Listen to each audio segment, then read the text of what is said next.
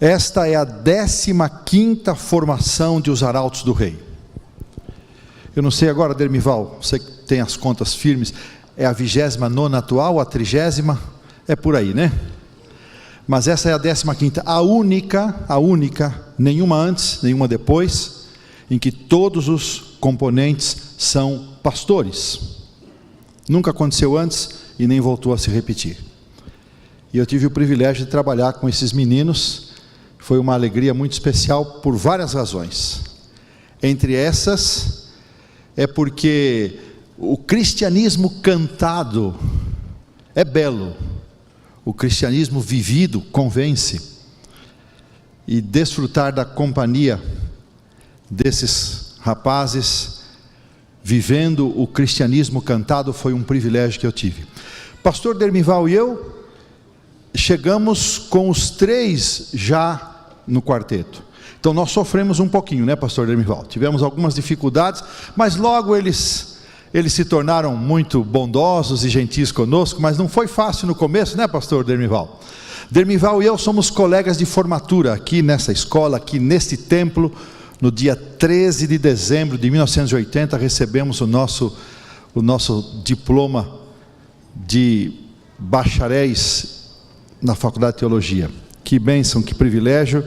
E agora, 40 e alguma coisa depois, já estamos jubilados. Eu começando a jubilação, ele já estreou, assim como Josué também, que decidiu se jubilar quando completou a idade de 60 anos.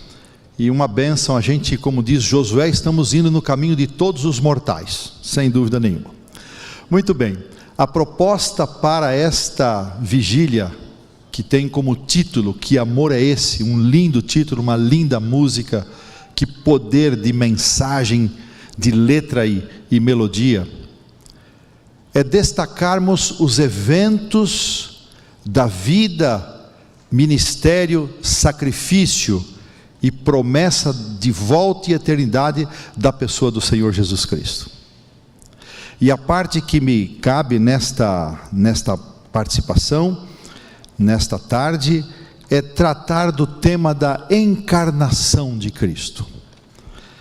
Ao fazermos um exame bíblico a respeito da pessoa do Senhor Jesus, creio que a melhor forma de começarmos esse estudo, que vai tratar da encarnação, nascimento virginal, que vai tratar do ministério e obra, morte e sacrifício na cruz, ressurreição e intercessão e promessa de sua gloriosa volta para nos levar ao eterno lar, é reproduzir a introdução do Evangelho de João, uma das mais extraordinárias declarações das Escrituras, que se encontra no livro, o Evangelho segundo São João, capítulo 1, vamos ler os versos 1 e 2, então o verso 14, e lemos assim: no princípio era o Verbo, e o Verbo estava com Deus, e o Verbo era Deus, ele estava no princípio com Deus.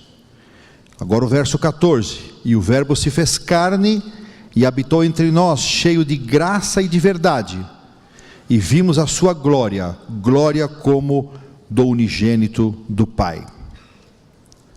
Habitou entre nós, significa literalmente, instalou seu tabernáculo entre nós, armou a sua tenda, armou a sua barraca em nosso acampamento. Seria de uma forma muito simplista dizer assim. Essa expressão, habitou entre nós, ele veio viver entre nós, ela é tão forte, porque ela não somente indica a sua entrada neste mundo com a natureza humana, mas também aponta para a sua pré-existência. João usa o termo, o Verbo, como uma designação para Cristo, que veio para revelar o caráter, a mente e a vontade do Pai. É muito importante nós demarcarmos de forma segura o propósito da encarnação de Cristo. E esse é o objetivo maior. Ele veio para revelar o caráter, a mente, a vontade do Pai. Assim como a fala é uma expressão das ideias da mente, Jesus veio para revelar o caráter, a mente e a vontade do Pai. Interessante que num dos seus comentários, Ellen White menciona que esta revelação dizia respeito não só ao nosso mundo, mas também aos demais mundos criados. Gênesis 1 se refere ao princípio deste mundo, mas o verbo de João 1 é o Criador de todas as coisas, portanto, ele antecede o princípio de Gênesis 1, ele antecede o princípio do princípio. Assim, o princípio de João 1 é anterior ao princípio de Gênesis 1. Quando tudo o que teve no princípio começou, o verbo já existia. Cristo sempre foi Deus, mas em contraste ele se tornou homem. Ellen White, em Atos dos Apóstolos, página 39, afirma: o Filho esteve com o Pai desde toda a eternidade. Em Evangelismo 615, nunca houve um tempo em que ele não estivesse em comunhão com o eterno Deus. Vamos falar um pouquinho da sua pré-existência. Seja de forma direta ou indireta, o Novo Testamento afirma claramente que Jesus, enquanto Verbo, existiu antes de seu nascimento em Belém da Judeia. Ele não passou a existir quando nasceu em Belém, como alguns querem crer. Dos lábios do próprio Jesus foram feitas várias afirmações de que ele foi enviado pelo Pai. E de forma explícita, ele declarou sua origem celestial, como por exemplo em João 16, 28, vim do Pai e entrei no mundo, todavia deixo o mundo e volto para o Pai.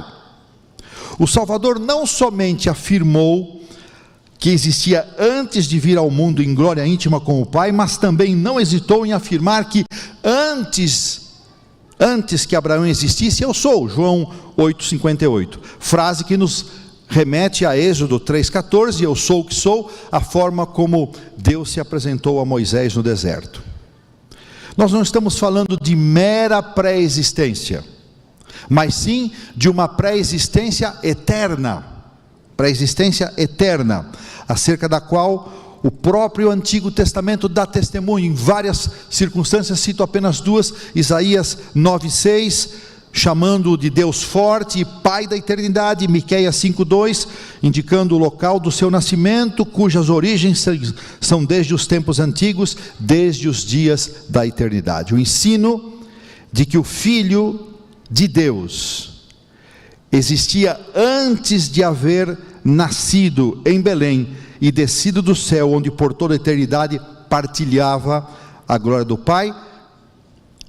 Grifem esta frase: é fator essencial na compreensão de sua pessoa e sua obra. Muitas vezes perguntamos qual é a mais importante obra que Jesus realizou. É claro que é o conjunto de tudo aquilo que ele fez, porque ele não teria morrido se não tivesse nascido, não teria ressuscitado se não tivesse morrido, não teria ascendido ao céu se não houvesse ressuscitado, e não voltaria se não tivesse ido. É o conjunto. Mas entender e compreender e aceitar a sua pré-existência eterna e a sua natureza divina é fator essencial para entendermos todo o transcurso do seu ministério, que será apresentado pelo pastor Dermival, depois o sacrifício pelo pastor Josué, sua ressurreição e intercessão pelo pastor Erlo, e finalmente a sua volta pelo pastor Fernando. O comentário bíblico adventista faz uma afirmação muito interessante acerca da encarnação. Ele diz o seguinte, página 989: é impossível, olha que forte isso, é impossível compreender o significado da encarnação, a não ser partindo do pano de fundo da pré-existência de Cristo como Deus e de sua associação com Deus. Indesejado de todas as nações, página 530, Ellen White declara: em Cristo a vida original, não emprestada, não derivada. Isso ela afirma no contexto da ressurreição de Lázaro, para reafirmar o poder de Cristo de dar a vida. Os escritores do Novo Testamento, especialmente João e Paulo, enfatizaram o conceito da pré-existência de Cristo. João declara que o Verbo estava no princípio com Deus, ele se fez carne e habitou entre nós. Ao afirmar que ele se fez carne, significa não apenas que ele se mostrou em carne, não apenas isso, mas que ele apareceu em carne, mas que de fato ele se fez carne. Há uma forte diferença entre se apresentar, ter a aparência de, não, ele se fez carne. Em um tempo definido, o Verbo tornou-se humano. Jesus desceu do alto e ocorreu uma encarnação, termo de origem latina que quer dizer ato de se tornar carne. Isso quer dizer encarnação. Que o nosso Senhor Jesus Cristo, o eterno Filho de Deus, se fez humano para nossa salvação, é talvez, de acordo com o Tratado de Teologia dos Adventistas do Sétimo Dia, página 182, é talvez a única doutrina da fé cristã que é essencial para todas as outras. Se nós retirarmos a encarnação do eterno Filho de Deus, não há sustentação para nenhuma outra doutrina do cristianismo. Na célebre passagem da carta aos Filipenses, capítulo 2, versos 5 a 11, o apóstolo Paulo, ele apresenta frases impressionantes a respeito de Jesus: subsistindo em forma de Deus, a si mesmo se esvaziou, assumindo a forma de servo. Essa palavra forma, morfê, palavra que Paulo utiliza no grego, ela designa, é muito interessante isso, ela designa as características essenciais de uma natureza. Então, quando Paulo afirma que Jesus subsistindo em forma de Deus, Paulo está dizendo que ele possuía todas as características essenciais da divindade. E quando ele afirma que mesmo subsistindo em forma de Deus, se esvaziou e assumiu a forma de servo, forma de Deus, forma de servo, Paulo está dizendo que ele também tinha as características essenciais da humanidade. Assim, Jesus Cristo é plenamente Deus, plenamente homem.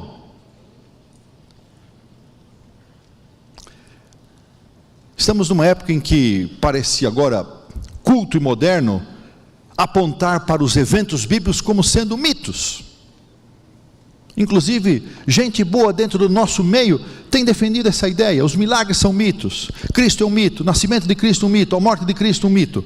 E eu quero afirmar de forma categórica, queridos irmãos, que isso não foi uma metamorfose muito frequente na mitologia grega, mas uma genuína, verdadeira encarnação. Não estamos falando de um mito, estamos falando de um fato ocorrido. A humanidade de Cristo foi real e completa. Real e completa.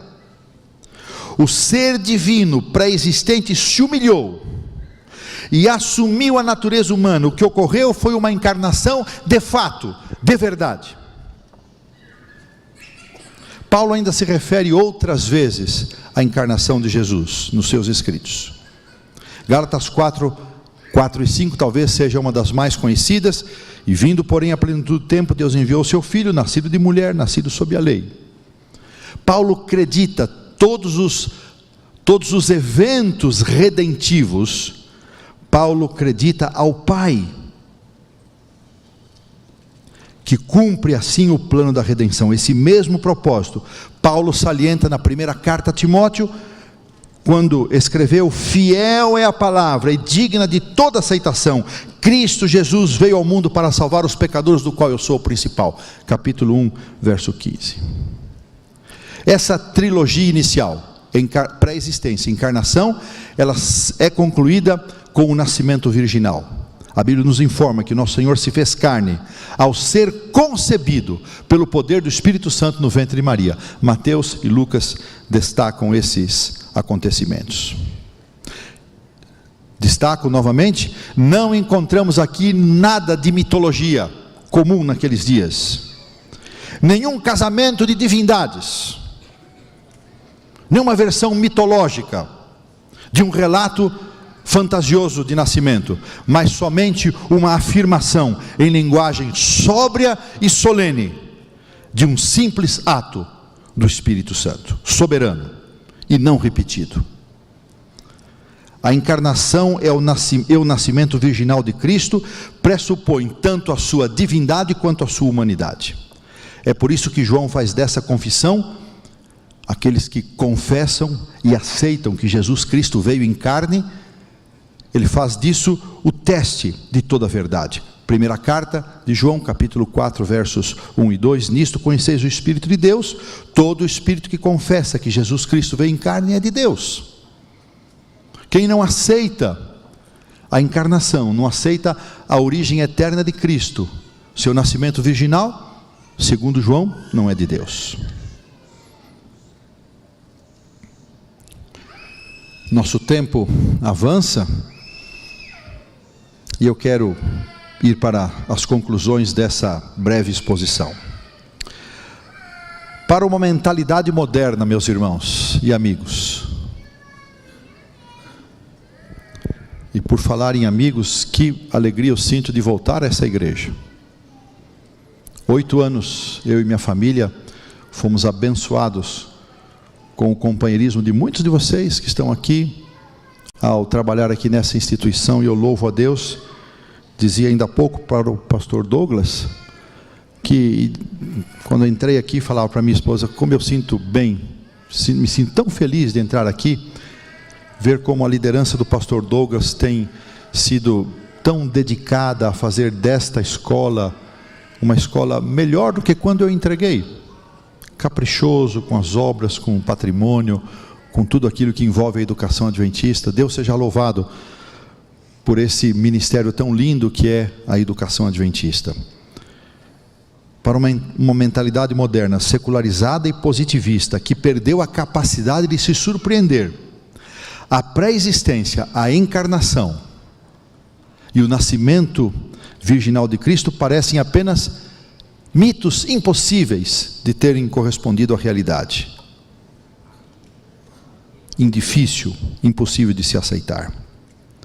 Mas para os escritores do Novo Testamento, e para cada um de nós, era somente através de uma encarnação que Deus podia se tornar realmente conhecido. É o contrário do que muitos querem dizer, que Deus precisou encarnar para entender a humanidade. Esse é um absurdo que diminui a grandeza de Deus. Deus não veio encarnar porque Ele precisava conhecer os desafios da humanidade, ou Deus não sabe todas, Ele não é onisciente. Deus encarnou para mostrar-se, para tornar-se conhecido, para dar-se a conhecer em toda a sua plenitude. Não se trata de uma doutrina isolada, mas encarnação, pré-existência e nascimento virginal de Cristo constituem uma palavra sobre a graça divina e o desamparo humano. São parte integrante do drama da redenção. Eu quero agora compartilhar com vocês uns 4 ou 5 parágrafos. Dá para, por favor, colocar para nós aí? Do desejar todas as nações. São textos que arrancam de nós um senso de reverência e de adoração a Deus. Vamos ver se a gente consegue ter esses slides antes que os arautos retornem para nos abençoar novamente. Não foi nessa configuração que eu sonhei que ficaria o slide. Até eu tenho que me aproximar aqui. Aí, Fernandinho, não tem jeito, né? Mas eu vou ler para vocês. Desejado, primeiro capítulo, irmãos. Perdoem-me dar as costas para vocês aí. Desde que Cristo veio habitar entre nós, sabemos que Deus está relacionado com as nossas provações e se compadece das nossas dores. Lembre-se do tema da nossa vigília. Que amor é esse? Esses textos estão relacionados com esse tema geral. todo filho e filha de Adão pode compreender que nosso Criador é o amigo dos pecadores. Pois em toda doutrina de graça, toda promessa de alegria, todo ato de amor, toda atração divina apresentado na vida do Salvador, na terra vemos Deus conosco. Ainda na mesma página, por sua humanidade, Cristo estava em contato com a humanidade. Por sua divindade, firma-se no trono de Deus. Como Filho do homem, deu-nos um exemplo de obediência. Como Filho de Deus, dá-nos poder para obedecer. Página 25. Ao tomar a nossa natureza, o Salvador ligou-se à humanidade por um laço que jamais se partirá. Ele nos estará ligado por toda a eternidade. E eu confesso a vocês que nunca havia posto suficiente atenção para a seguinte frase. Olha que coisa tremenda.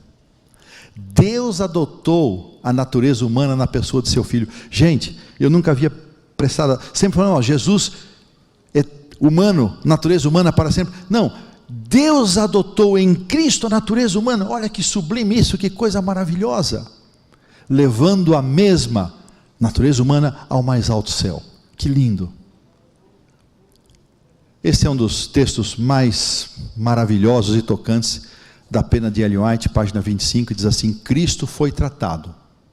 Que amor é esse, não, irmãos? Como nós merecíamos, para que pudéssemos receber o tratamento a que ele tinha direito. Foi condenado pelos nossos pecados, nos quais não tinha participação, para que fôssemos justificados por sua justiça, na qual não tínhamos parte. Sofreu a morte que nos cabia, para que recebêssemos a vida que a ele pertencia, pois pelas suas pisaduras fomos sarados. Amém? E texto final.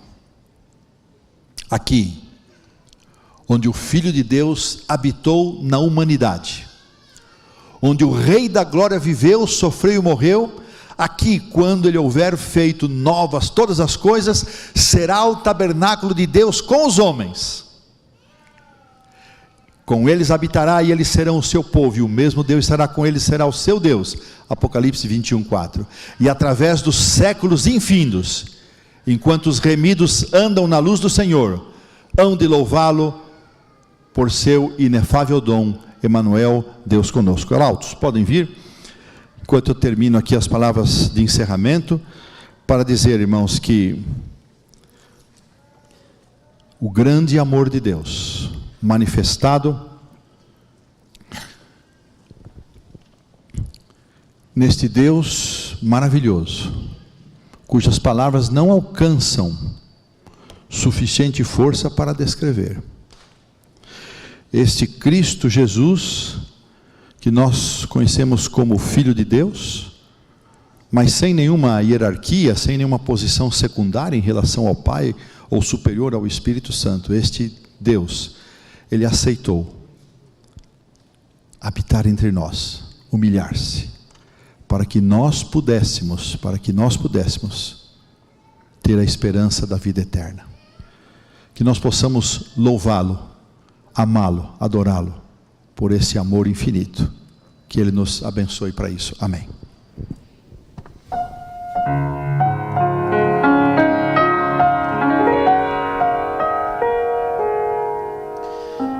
Que amor é esse que do nada me criou, soprou em mim o Espírito e assim me fez viver. Que amor é esse que ao meu lado sempre andou, por onde quer que eu fosse, ajudando-me a vencer. Que amor é esse que um dia me salvou do meio dos meus erros, estendeu-me a sua mão.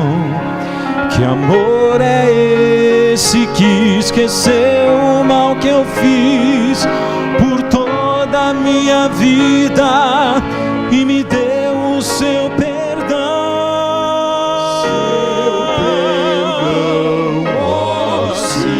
Sei que amor é esse, vou dizer a quem quiser ouvir, levanto minha voz ao céu.